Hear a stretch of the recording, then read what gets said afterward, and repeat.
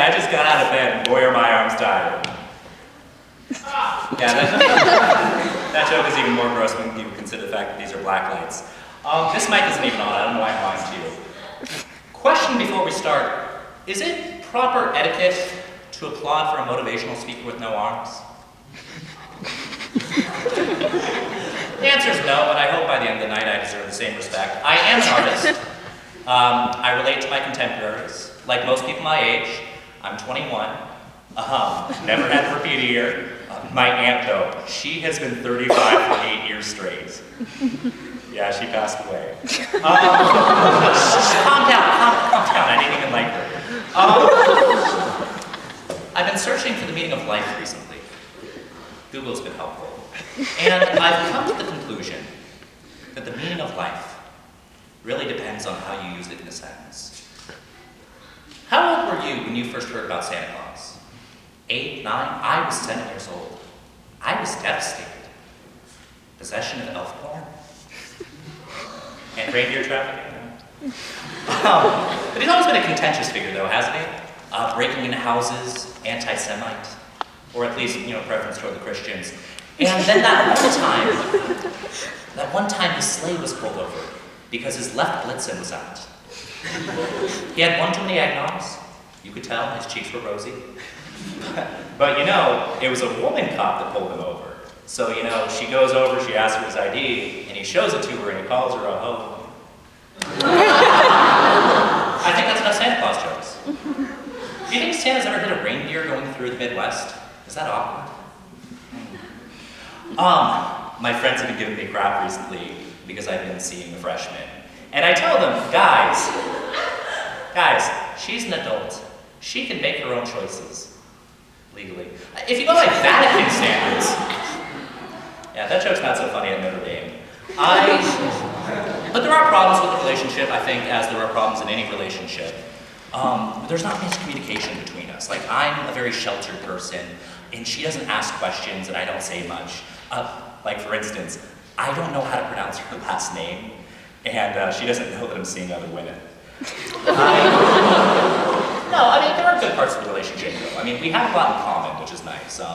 Both of us are into acting. I'm very contemporary, like, Al Pacino. I like stuff written by Sam Shepard. She's very much into the classics. She herself is very Shakespearean.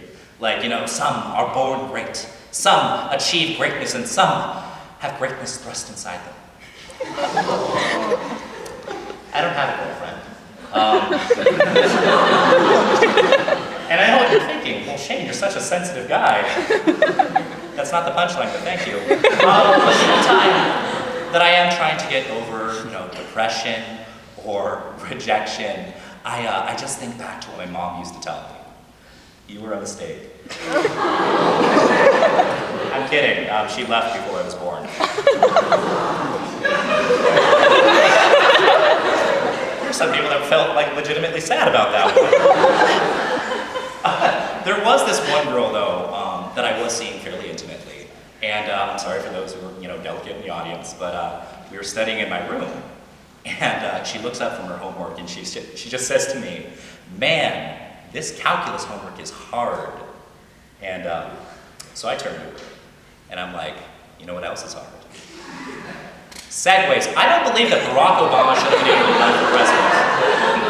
I might get some flack for it, I don't care. He's Kenyan. That should disqualify him immediately. They run a 5-minute mile on average, that's not fair. Ethiopians, middle distance runners, Mexicans, long distance runners, Indians, long distance callers. What do you call...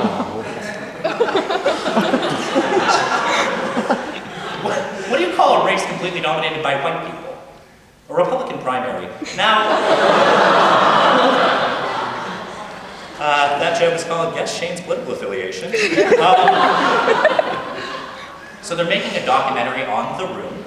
For those unfamiliar with the film, it stars Hollywood heartthrob Tommy Wiseau, written by Pulitzer Prize nominee Tommy Wiseau, directed by Tommy Suckett James Cameron Wiseau. The film received exceptionally high marks from actor, director, and writer Tommy Wiseau. The first time I saw it, half the audience walked out, which was weird because it was an in-flight movie. The rumor mill gets pretty bad obviously, doesn't it? Like, I could tell someone that my humor is a bit on the darker side, and then by the end of it hear people saying that I only got into Varieties because of affirmative action. But, but no, it's true. We're all trying to knock each other down, okay? It's sad. Like, in my case, if you hit on, over the course of 3 months, if you hit on 24 women, apparently you're insincere. But it's definitely a culture difference. In the Midwest, there's a metric to be considered. When you start dating someone, you're either going to get married or you're going to break up. In San Diego, we seem to kind of go by a law of averages sort of standard. Like if you do a 20-mile radius of where I'm standing, there are about 15,000 people between the ages of 18 and 24. Now, if you take that same radius and put it in the heart of San Diego, you get 135,000.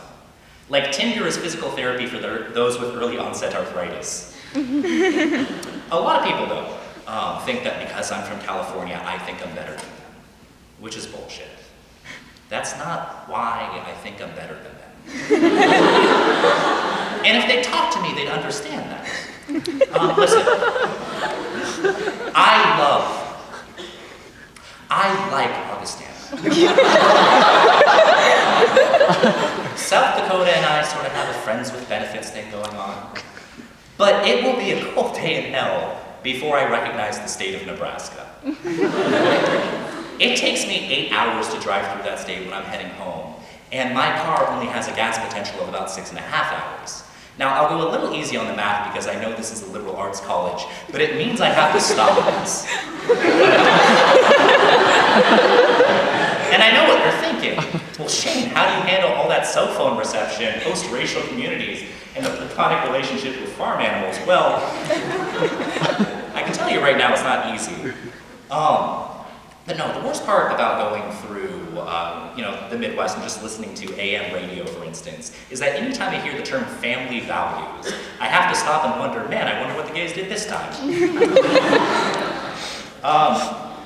So let's do a little literary humor. If Jules Verne wrote Hugh Hefner's biography, they would call it 20,000 Legs Under the Deep.